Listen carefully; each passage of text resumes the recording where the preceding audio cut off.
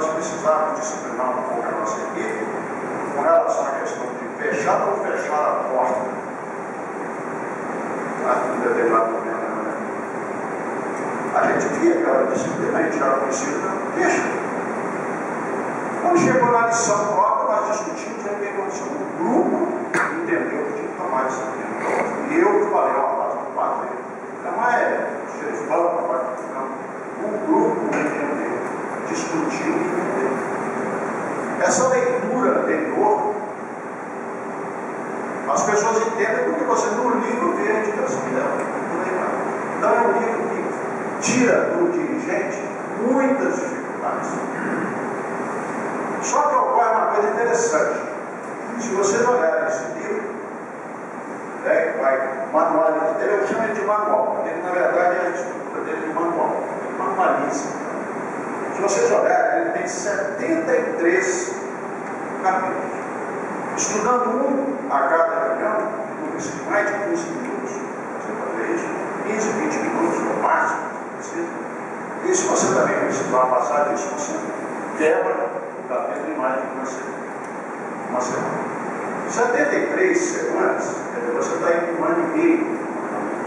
Depois de um ano e meio estudando isso aí, você pode voltar com tranquilidade. Lá no prefácio começar tudo de novo.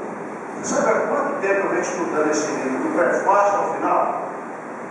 Desde 1977. Não tenho a menor vontade de mudar. Eu acho ótimo, quando termina, vamos começar de novo. A gente volta a repetir as mesmas coisas. Você vai, já está com o livro na cabeça. Não, isso não.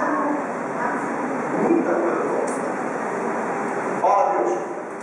Então, a gente só sente a necessidade de alguns pontos desse livro, ele precisa ser contextualizado para hoje, né? Exemplo, ele sugere aí executar o que há 60 anos atrás era normal.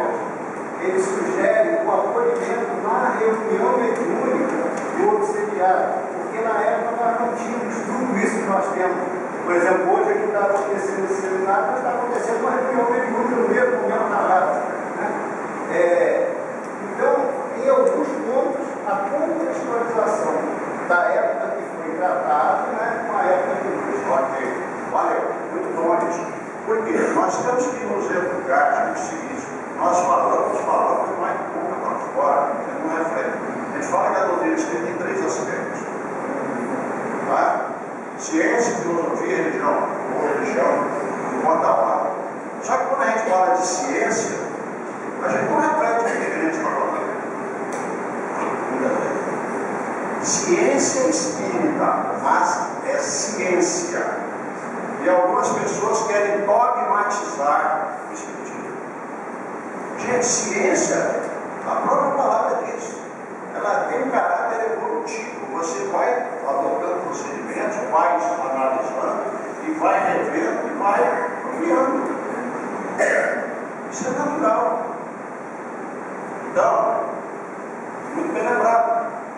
Ele coloca uma situação que hoje você já tem algo a considerar. E temos que fazer essa leitura muito bem lembrada. Bom, mas então ele diz assim: o dirigente da reunião exerce a função de médico esclarecedor mais responsável perante os instrutores espirituais. Então, ele começa já falando umas coisas interessantes. Primeiro que ele diz: o dirigente da reunião exerce a função de médico.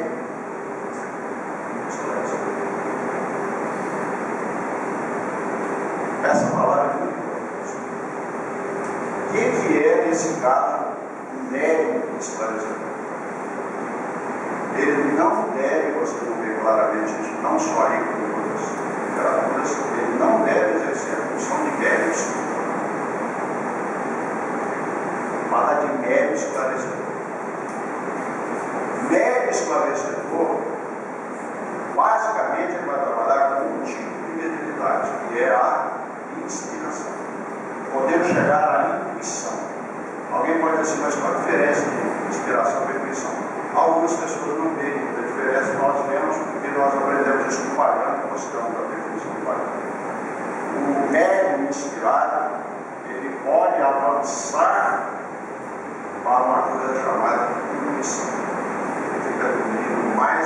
sabe. Você, quando está na média de inspiração, é mais meio vago. Quando você vai para a intuição, você já tem uma coisa muito mais firme. O próprio progresso da mediunidade de inspiração pode levar você até intuitivo. Agora, a intuição da PNL não quer dizer isso. Então você tem que ter cuidado. Você pega lá a programação neurolinguística, o que é intuição é outra coisa. Isso a gente pode depois comentar sobre isso. Então, vamos lá. Então, sob a orientação dele próprio, dele, o dirigente, designará dois a três companheiros a fim de que se desfaçam assessores de serviço que substituam os impedimentos justificados. O André Luiz está falando dessa maneira, porque nesse momento aí, ainda muitas casas, muitas reuniões eram feitas onde só quem doutrinava, era o dirigente. Ninguém mais fazia isso. Então, obrigatoriamente, o indivíduo experiente, o cara que permite vai dar esse poder, no livro dele, você vê que o poder é esse. O Emílio monta um grupo onde ele é o dirigente e o outro. Ele tem os técnicos da psicofonia, ele tem os assessores. Helena me falou que veio de um modelo desse lá do Rio de Janeiro. Aí a gente hoje estranha, fala assim, poxa, mas que pessoa centralizadora. Não, o modelo que ela fez, isso não vai dar negócio, né? 93 anos. Ela aprendeu assim.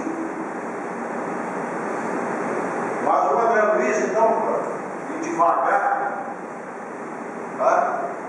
ele diz assim, sob a orientação do dirigente, designará toda vez que houver a fim de que se desfaçam assessores. Mas na verdade não é o modelo que a gente faz. Você tem um dirigente e tem os velhos esclarecidos. Já está montado. Mas ele tem que ir devagar. Mas não estranhe se vocês ouvirem falar de alguma casa onde só o dirigente é que faz essa função. Ainda pode ter que fazer em outro lugar. E a outra coisa que nós só queremos chamar a atenção é quando ele fala assim, para ele olhar para o lado da substituição. Quer dizer, ele está começando a chamar claramente a função do dirigente para ele funcionar como líder. Líder tem que preparar outros líderes. É obrigatório. Então ele já vai designar essas pessoas, mas ao mesmo tempo ele já vai ficar observando quem pode substituir nas suas eventuais dificuldades de falecimento. Vamos lá?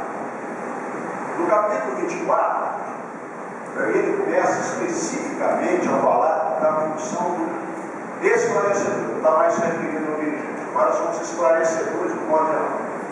Guardar a atenção do campo intuitivo a fim de registrar com segurança as sugestões e os pensamentos preferidos espirituais comandam as reuniões.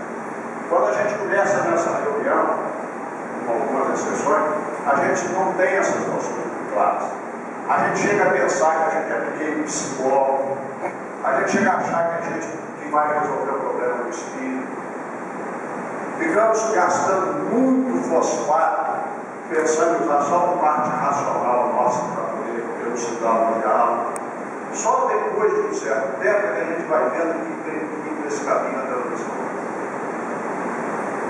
Nós vamos apanhar bastante, como diz na gíria, quebrar a cara nas situações para verificar. Nós precisamos de algo mais. Precisamos desenvolver esse campo intuitivo. Qualquer pessoa